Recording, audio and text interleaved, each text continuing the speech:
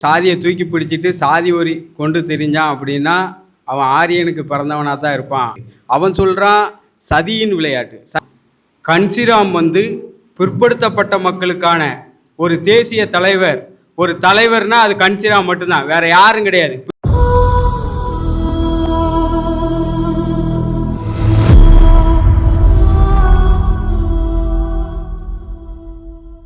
ஒரு கருத்தை பதிவு செஞ்சார். இந்த திராவிட கழகங்கள், அதாவது வீரமணி, ராமகிருஷ்ண, இந்த போன்ற குளத்தூர் மணி, இவர்கள் எல்லாரும் பல்லர்களுக்கு மட்டும் இல்லை, இங்கே இருக்கக்கூடிய 95% மக்களுக்காக அவர்கள் குரல் கொடுக்கவில்லை. அதுதான் நிதர்சன உண்மை. எங்கே சாதி இருக்கோ அங்கே போய் இவங்க வேலை செய்யறதுக்கான திராணி கிடையாது. திமுகவுக்கு முட்டு கொடுக்கக்கூடிய திராணி மட்டும்தான் அவங்களுக்கு இருக்குது. திமுகவை செய்கிற தப்புகளுக்கு நியாயப்படுத்தி மக்களை விலைக்கு வாங்கி அடமானம் வச்சுக்கிட்டு தான் இருக்கிறாங்க. இங்கே 95% மக்களுக்கு இவங்க ஒன்றும் செய்யலை. பெரியாருக்கு அப்புறம் இவங்க வீட்டுக்குள்ளே முடங்கிக்கிட்டு சுகபோகமாக வாழ்ந்துக்கிட்டு தான் இருக்கிறாங்க. இதுதான் நிதர்சன உண்மையாக இருக்குது. இங்கே வெகுஜனங்களுக்கு அரவணைக்கக்கூடிய விதமாக இந்த பெரும்பான்மை சமூகங்கள் அணிதிரள வேண்டும். அதற்காக நாம் எல்லாம் பாடுபட வேண்டும். ஏன்னா இன்றைக்கி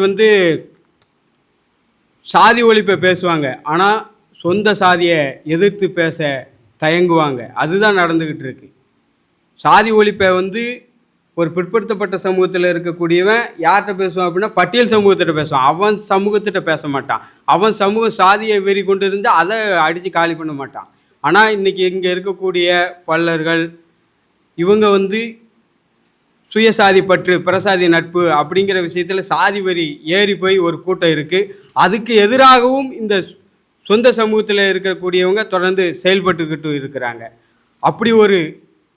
அப்படி செயல்பட்டு கொண்டு, ஏன்னா இங்கே சொந்த சாதிக்காரன் எவன் சாதி வரியோடு இருக்கானோ அவனை அடித்து காலி பண்ண வேண்டிய காலகட்டத்தில் இருக்கிறோம். ஏன்னா நம்ம சாதி நம்மள மாதிரியான ஒடுக்கப்பட்ட சமூகங்களுக்கு சாதி வரி இருக்கவே கூடாது. நம்ம சமத்துவத்துக்காக, சகோதரத்துவத்துக்காக, சுதந்திரத்துக்காக தான் பாடுபடணும். எல்லா சமூகத்தையும் அரவணைக்கணும். இங்கே அன்பு நிலைக்கணும். அன்பின் விளையாட்டை தான் நாம் விளையாடணும். அதுதான் நமக்கு விடுதலை தரும். சாதி என்பது இன்றைக்கி எல்லாருமே நம்ம சாதியை தூக்கி பிடிச்சிக்கிட்டு இருக்கிறோம். இந்த சாதி என்பது ஆரிய கலாச்சாரம். ஒவ்வொருத்தரும் சாதியை தூக்கி பிடிச்சிட்டு சாதி ஒரி கொண்டு தெரிஞ்சான் அப்படின்னா அவன் ஆரியனுக்கு பிறந்தவனாக தான் இருப்பான் அப்படின்னு நம்ம சொல்ல வேண்டிய காலகட்டத்தில் இருக்கோம். அதுதான் உண்மையும் கூட. அப்போ சாதிக்கு எதிராக ஒரு கலாச்சார மாற்றம் இங்கே தேவைப்படுது. அதை தான் கலாச்சார மாற்றம் அப்படின்னு. அப்போ சாதிக்கு எதிராக இங்கு சீக்கியம் தான் இருக்குது. அவன் சொல்கிறான் சதியின் விளையாட்டு. சதினா பிரிக்கிறது. சாதி அப்படின்னு போனால் அங்கே உற்சாதி பார்க்குறான். நான் சீக்கியராக மாறிட்டேன், நான் ஒரு நிகழ்வுக்கு போகிறேன், அப்போ எந்த ஊர் அப்படின்னு கேட்குறான். நான் ஊரை சொல்கிறேன், நீங்கள் எந்த வகை அப்படின்னு கேட்குறான். நானே சாதியே வேண்டான்னு நம்ம கலாச்சார பண்பாடு எல்லாத்தையுமே மாற்றி போயிட்டேன். அப்போ இந்த கேள்வியை எதிர்கொள்ளும் போது இது எப்படி அணுகுன்னு கூட தெரியலை. அப்போ எவ்வளோக்குள்ளே இந்த மலத்தில் உலா வருகிற புழுவை போல் இருக்கிறான்னு பார்த்துக்குவாங்க. அப்போ இதில் இருந்து வெளியே கொண்டு இவனை ஒரு மனிதனாக்க வேண்டிய, இவனை எங்கள் தலைவர் அடிக்கடி சொல்வார், ஒரு கருத்து தான் ஒரு மனிதனை வடிவமைக்கும் அப்படின்னு. அப்போ நீங்கள் என்ன கருத்தியலில் இருக்கீங்க, என்ன கருத்து உங்களை ஆளுமை செய்கிறது? இங்கு சங்க இலக்கியத்தை நாம் திருப்பி பார்த்தால் அறமும் மரமும் கொண்டவன்தான் மன்னன் என்கிறான். அந்த அறமும் மரமும் கொண்டவன்தான் சீக்கியர். இங்கே உண்மையிலே இதற்கு உரிமை கொண்டாட வேண்டும் என்று சொன்னால் இன்றைக்கி அவன்தான் நாங்கள் தமிழர் அப்படின்னு அவன் ஓங்கி ஒழிச்சு சொல்லலாம். ஏன்னா அவன்கிட்ட அறமும் இருக்குது, மரமும் இருக்குது. செருப்பு துடைக்கிறவனை இழிவாக பார்க்குறோம் நம்ம, அங்கே செருப்பு துடைக்கிறவன் உயர்வாக பார்க்காங்க. அதைத்தான் நீ செய்யணுங்கிறாங்க. அப்போனா உன்னோட ஈகோ எல்லாம் கலைந்து போகும் அப்படிங்கிறாங்க. அப்போ இங்கே பண்பாடு மாற்றம் தேவை அப்படிங்கிறாங்க. மாற்றம் உண்மைக்கும் தேவை. இதில் எங்களால் வெளிப்படையாக பேச முடியும். எங்களை யாரும் ஒன்றும் செய்ய முடியாது, எந்த வட்டத்துக்குள்ளேயும் அடைக்க முடியாது. நாங்கள் வெளிப்படையாக செய்வோம். ஆர்எஸ்எஸ் சங் பரிவார் கூட்டங்களுக்கு நேரடியாகவே சவால் விடுறோம். முடிஞ்சால் தடுத்து பாருங்கள், அவ்வளோதான். நிச்சயமாக இங்கே ஒரு மனித சமூகத்தை உருவாக்குவோம். இன்னொன்று பார்த்திங்கன்னா, இங்கே இன்றைக்கி இருக்கக்கூடிய சாதி தலைவர்கள், அது எந்த சாதியாக இருந்தாலும் சொந்த சாதியில் இருக்கக்கூடிய இளைஞர்களை காவு வாங்குகின்ற வேலையைத்தான் செய்து கொண்டு இருக்கிறார்கள். இதை பெற்றோர்கள் அறிந்து கொள்ள வேண்டும். இன்னொரு விஷயத்த சொன்னார், அந்த காலகட்டத்தில் இள வயசில் சமூக பணிக்கு வந்துட்டாங்கன்னு. ஒரு முறை இங்கே தான் எங்கள் தலைவர் அவர்களோடு பேசிட்டு இருக்கும்போது ஒரு பெற்றோர் சொன்னார், இன்றைக்கி வந்து யாரை நம்பி அனுப்ப, எந்த சமூக தலைவர்களை நம்பி அனுப்ப, எல்லா பயிலும் கைக்கூலியாக இருக்கிறான், கொண்டு போய் எங்கேயாவது சிக்கலில் மாட்டி விடுறான். இப்போ ஒரு சமூகத்தில் இன்றைக்கி சுர்ஜித் எடுத்துக்கொண்டாலும் அவன் படித்தவன் அப்படி இப்படின்னு சொல்கிறாங்க. அவனை கொலைகாரனை மாற்றுறது அவன் ஜாதி தலைவனாக தான் இருப்பான், வேறு எவனும் இருக்க மாட்டான் அவனோட பொழப்பு நடத்துறதுக்கு. இப்படித்தான் ஒவ்வொரு சமூக தலைவர்களும் இருக்காங்க, சாதி தலைவரும் இருக்கிறாங்க.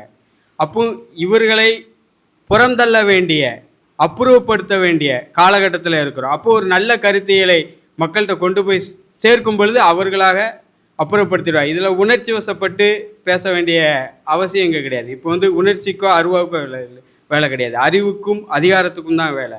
அதை நோக்கி நகர்த்த வேண்டிய காலகட்டத்தில் இருக்கிறோம். இந்த நாட்டை ஆள்வது ரொம்ப எளிதானது, ஆனால் அது இப்போ கடினமானதாக மாறிக்கொண்டிருப்பது கைக்கூலிகளால் தான்.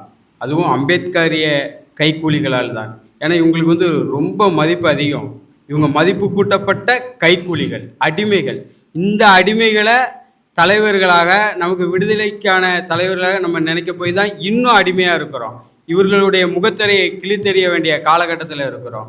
அதே மாதிரி தந்தை கன்சிராம் வந்து இங்கே இருக்கக்கூடிய தலித்திய தலைவர்கள்லாம் வந்து அவரையும் தலித்திய தலைவராக அடையாளப்படுத்திட்டு இருக்காங்க. பகுஜனையும் தலித்து அப்படிங்கிற ஒரு கருத்தியல் கோட்பாட்டுக்குள் கூட அது மிகப்பெரிய மோசடித்தனம். கன்சிராம் வந்து பிற்படுத்தப்பட்ட மக்களுக்கான ஒரு தேசிய தலைவர். ஒரு தலைவர்னா அது கன்சிராம் மட்டும்தான், வேற யாரும் கிடையாது. பிற்படுத்தப்பட்ட மக்களுக்கான தலைவர் யாருன்னா கன்சிராம் தான். ஏன்னா இங்கே மண்டல் கமிஷன் பரிந்துரை வந்தபோது அது வருவதற்கு மூல காரணமாக இருந்ததும் தந்தை கன்சிராம் தான். ஏன்னா இங்கே இருக்கக்கூடிய பிற்படுத்தப்பட்ட மக்கள் வந்து இடஒதுக்கீடையும் பட்டியலின மக்களையும் தவறாக நினைக்கக்கூடிய காலகட்டத்தில் இருக்கீங்க. பிற்படுத்தப்பட்ட மக்களுக்கான இடஒதுக்கீடு வந்தபோது பிராமணர்கள், ராஜ்புத் இந்த மாதிரியான உயர் சாதியை சார்ந்த மாணவர்கள்லாம் வந்து சூவை துடைக்கிற போராட்டம். இவனுங்களுக்கெல்லாம் இடஒதுக்கீடு கொடுத்து படித்து ஆட்சியாளரை மாத்திரம் நாங்கள்லாம் சூ துடைக்க போவா அப்படின்னு. அன்றைக்கி எந்த ஒரு பட்டியல் சமூகமும் வந்து போராட்டம் நடத்தலை, பிற்படுத்தப்பட்ட மக்களுக்கு இடஒதுக்கீடு கொடுக்கக்கூடாதுன்னு.